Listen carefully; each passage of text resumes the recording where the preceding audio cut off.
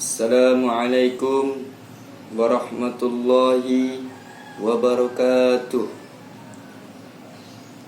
Innal hamdalillah nahmaduhu wa nasta'inuhu wa nastaghfiruh wa na'udzu billahi min shururi anfusina wa min sayyiati a'malina.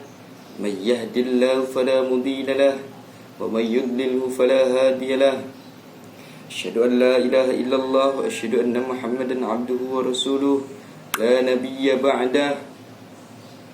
Rabbi shrah li sadri wa yassir li amri wahlul 'uqdatam min lisani yafqahu qawli, amma ba'd. Yang pertama-tama marilah kita panjatkan puja dan puji syukur atas kehadirat Allah Subhanahu wa taala yang mana telah memberikan kita nikmat sehat, nikmat rohani, nikmat jasmani, dan berbagai nikmat yang lainnya.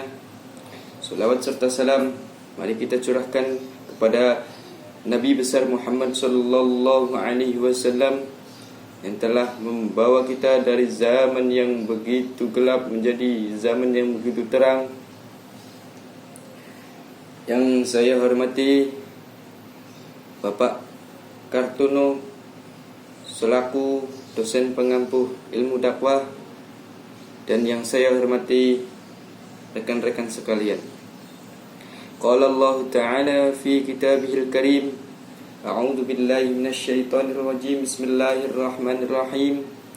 Ya ayyuhalladzina amanu tubu ilallahi taubatan nasuha.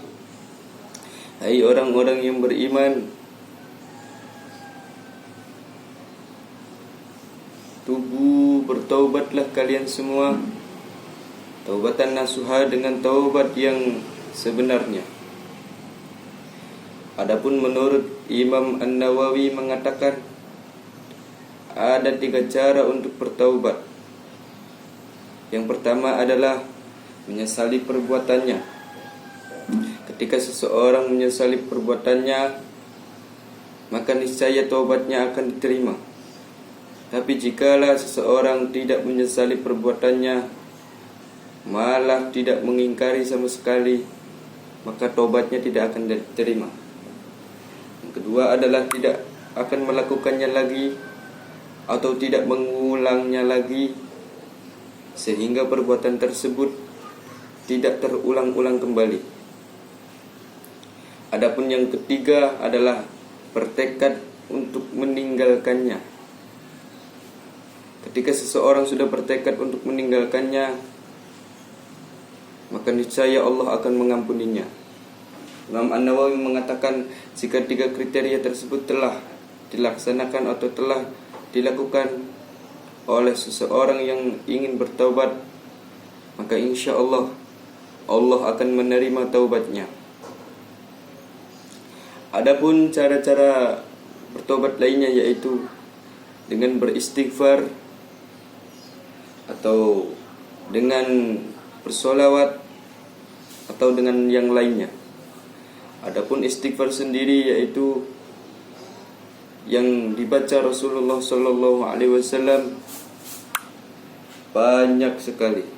Salah satunya Astaghfirullahaladzim, Astaghfirullahaladzim, Astaghfirullahaladzim, Astaghfirullahaladzim li wa li walidayya wa li ashabil huquqi wajibati alayya wa li masyayikhina wa jami'il muslimina wal muslimat wal mu'minina wal mu'minat al ahya'i minhum wal amwat wa atubu ilaih, dan sebagainya. Ada suatu cerita yaitu ketika Imam Ahmad bin Hanbal ingin pergi ke suatu tempat tapi tanpa tujuan. Beliau hanya ingin pergi ke tempat itu. Di dalam hati beliau bertanya, ada apakah ini ya Allah? Kemudian di tempat yang beliau ingin tuju itu hiduplah seseorang yang sedang berjualan roti. Ketika malam hari beliau membuat adonan sebuah roti, beliau sambil beristighfar sambil membaca doa kepada Allah. Ya Allah, segala keinginanku dan hajatku telah terpenuhi. tapi ada satu keinginan dan hajatku yang tidak terpenuhi, yaitu saya ingin bertemu dengan Imam Ahmad bin Hanbal. Ketika membuat adonannya, beliau selalu membacakan sebuah istighfar dengan kalimat astagfirullah, astagfirullah, astagfirullah, astagfirullah. Seperti itu setiap malam, setiap hari. Lalu Imam Ahmad bin Hanbal pun terheran-heran. Sampai suatu ketika Imam Ahmad bin Hanbal kemudian melakukan perjalanan dari rumahnya menuju tempat tersebut. Di perjalanan beliau beristirahat di sebuah masjid. Tapi orang yang di masjid itu tidak mengenal beliau. Kemudian Imam Ahmad bin Hanbal pun diusir dari masjid tersebut karena bukan tempat untuk tidur. Sehingga Imam Ahmad bin Hanbal pergi dari situ. Kemudian datanglah seorang penjual roti tersebut. Dengan baik hati dia menawarkan sebuah tempat tinggal. Wahai Tuan, apakah engkau ingin tinggal di rumahku atau beristirahat di rumahku? Kata si penjual roti tersebut. Kemudian Imam Ahmad bin Hanbal bertanya, apakah boleh saya tinggal di situ? Kemudian si penjual roti pun menjawab, ya boleh Tuan, silahkan.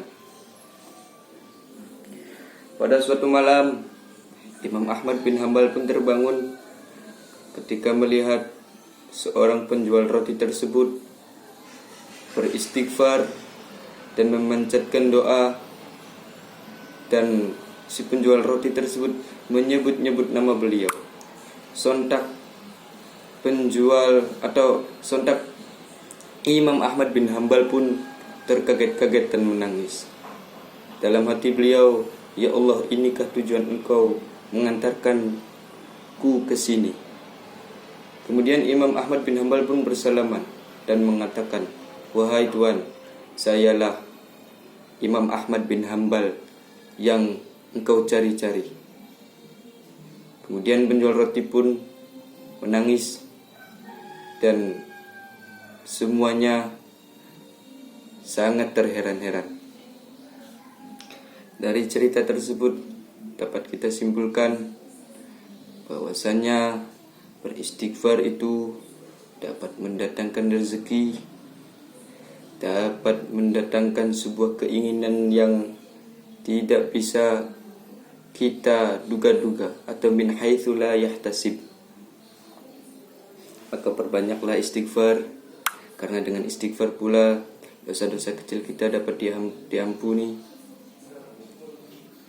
Berbanyak istighfar juga karena kita manusia yang penuh salah, yang penuh dosa.